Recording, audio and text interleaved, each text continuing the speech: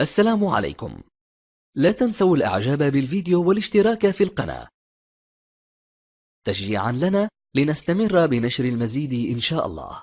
إذا كنت من المتابعين الجدد اشترك الآن في القناة ليصلك الجديد بالضغط على الزر الأحمر أسفل القناة مع تفعيل الجرس، ولا تنسوا دعم المقطع بلايك. شكرا لكم جزيل الشكر. A gift from Allah to chanting about sitting in the mosque. Liverpool fans can't seem to get enough of their team's forward, Mohamed Salah. Describe Mohamed Salah in one word. Excellent. He's awesome. Amazing. Egyptian king. Handsome. We love it. Take him home tomorrow. Having sent Egypt to the World Cup finals after a 28-year absence, on the banks of the Nile, he is nicknamed the Fourth Pyramid. And having scored 43 goals in 51 games, putting himself on par with the world's best, in Merseyside's Liverpool, Salah is known as the Egyptian king. The footballer's talents are universally admired, especially at a time when Islamophobia and anti-immigrant sentiment have been on the rise in Britain. After all, it was only in 2015 that Muslim Liverpool fans were labelled a disgrace for praying at half-time in Anfield Stadium. Fast forward 2 years later and enter Salah, an unashamedly proud Muslim from the Middle East. Salah can be seen cupping his hands in pre-kick-off prayer and prostrating in post-goal celebration, and all to the backdrop of thousands of fans singing about being Muslim too. To him, faith and football go hand in hand. So, is Mohamed Salah changing the way Muslims are seen here in Liverpool and beyond?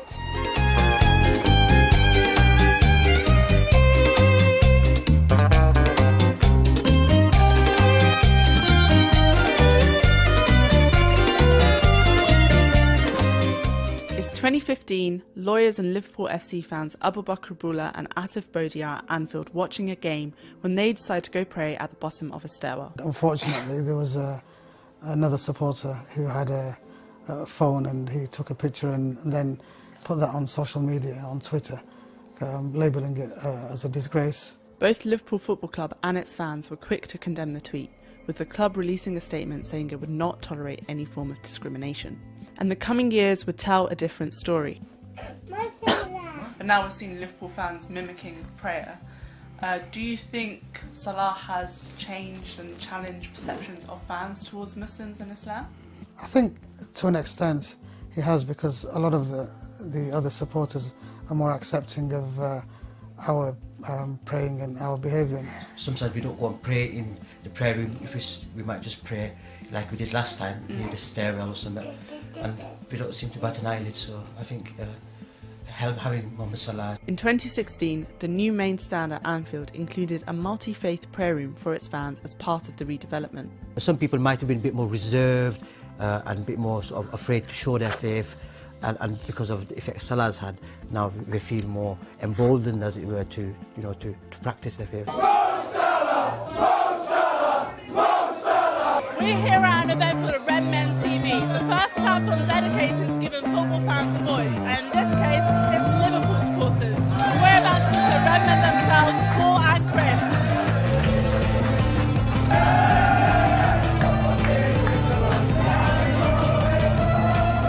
What is it specifically about Mohamed Salah's identity that Liverpool fans seem to love so much?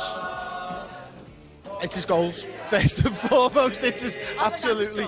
Other than his goals, it's the fact that he's a nice guy. It's the fact that he stands for something that we haven't had at Liverpool for a long time. And he's proven people wrong each and every single day. And he's changing how people think of Muslims in the UK and probably on a wider audience as well. And, there's an acceptance to Liverpool anyway, because we're a port city. So we've always had influences from all around the world. But, the fact that Mohamed Salah has come over here, and the way that he's dealt with the media and the way that he's dealt with everything else, it's been unbelievable to watch, and it's a real pleasure to see him changing perceptions. Well, listen, we live in Brexit Britain. We live in a country now that has chosen isolationism. It's chosen to cut itself off from Europe, from the rest of the world in some regard, and there's a fear of xenophobia that comes with that. And I think the best thing about this is it shows that Mohamed Salah transcends all of that, particularly and his faith. It's not that his faith is important; it's that his faith isn't important. And and people can we live in a world where there's mainstream media, there's mainstream newspapers that promote anti-Muslim sentiments, and then you come over to this, and Liverpool fans and the city of Liverpool gets gets tarred by those same institutions. They don't like us, and you know what? We don't care because we are an open city. We're a multicultural city. We're a caring city, and we bring people in, and we love them regardless of race, creed, or religion. And also, it helps when the fact that Mohamed Salah is incredible at football as well.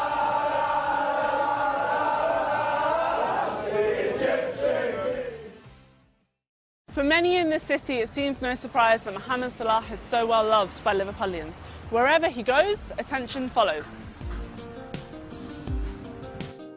And Albert, the owner of this fish and chip shop, discovered just that when he found himself in the centre of attention after Mohamed Salah was filmed inside for an advert. When he come in, he was just a normal guy. Yeah. You know, even though, like I say, he's got like football status and he's the best footballer this season, for my opinion, in Europe. He's been doing brilliant. People just look at him as a footballer, perfect footballer, and then he's just a humble guy. It's just nice. They don't look at him where he's from or whatever. He fits in. The hype for Mohamed Salah is perhaps best showcased by the shop behind me. And the owner, Stephen, who can't keep up with the demand for Salah merchandise, has seen firsthand how big the love for the footballer is.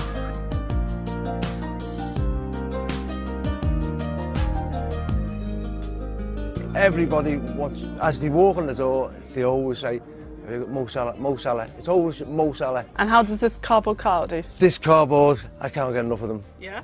As I get them in, they're gone. They're like hotcakes. There's no tomorrow with these. Everybody loves them. Everybody talks about him. Nobody mentions anybody like him. I've never known a player to come to Liverpool and get a mention like he does. Liverpool is in fact home to UK's first mosque and Islamic centre, the Abdullah Quilliam Society. It was founded by William Henry Quilliam, the first English convert to Islam in 1887.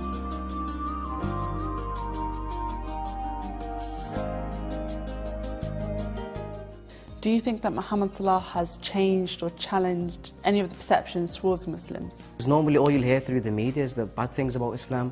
Well, Mohamed Salah just projects a whole different thing on it. He's on the other side. But when you see even the Liverpool fans now with their new song, if you've heard it before, like they'll say that if he was Muslim, they'll be Muslim too as well. Mo Salah is a positive role model for the Muslims and non-Muslims. I just hope more of the Muslim players do become a positive role model like Mo Salah. We need them in this day and age to be able to break the barriers about people have negative perceptions about Islam and the Muslim community here in the United Kingdom and elsewhere in the world. I've got a business myself. Yeah. All they do is day and night they talk about Mo Salah. Yeah. They just come in, Mo Salah's great. You know, we love you Muslims. I'm thinking, what's happening to the world?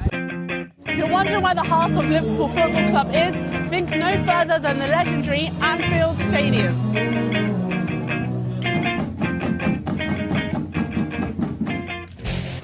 So Mohamed Salah has just scored and everyone's going crazy. Tell me pretty lies, look me in the face, tell me that you love me, even if it's